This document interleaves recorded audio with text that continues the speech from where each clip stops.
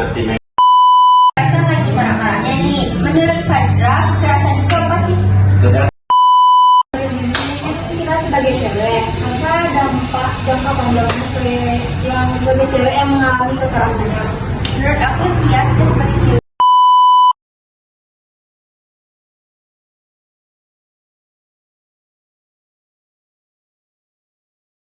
Halo guys, kami dari podcast Cerita Singkat. Hari ini kami akan mengundang bintang tamu kita dan kami akan Membahas membahas tentang kekerasan.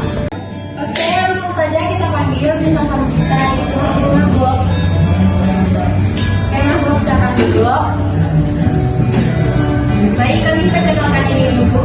Saya sebagai host dan Zafira dan Saya Felinisa sebagai co-host. saya Fadra dari kamu.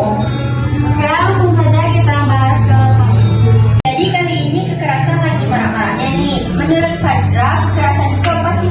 Kekerasan tersebut terbagi dua, yaitu kekerasan fisik dan verbal yang melukai hati seseorang atau fisik seseorang.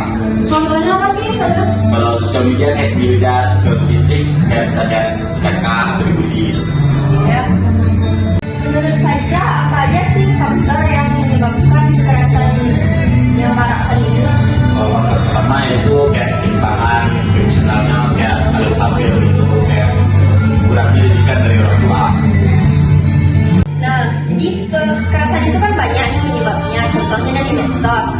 Medsos itu perannya itu memperparah apa bagaimana sih menurut Fajra? Kalau medsos bisa memperbaik dan memperburuk keadaan. Itu bagaimana sih, Fadra? Kalau contohnya kayak niat berbagi seorang dari Palembang, niatnya membagikan keadaan kan, terus renangnya hilang, terus dilihat diklarifikasikan pertanyaan berenang.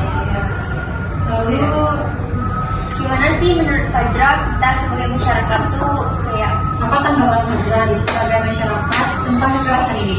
ya Kekerasan sosial, Ya, sosial.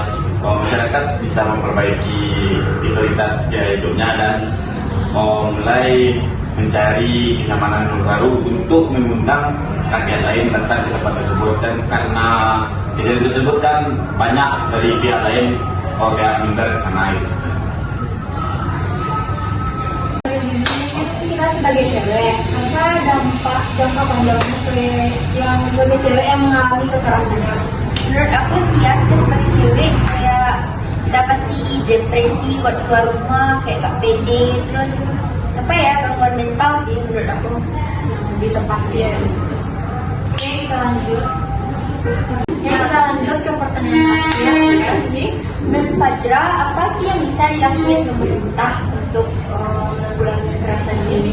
Seperti memberi edukasi kepada rakyatnya dan memberi penyampaian atau memberi hukuman kepada orang yang melakukan kekerasan. Hukuman tebal gitu ya. terkait undang-undang dasar. Undang-Undang Dasar Negara Republik Indonesia. Oke.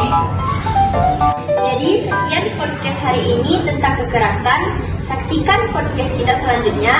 Nyalakan berita terkini.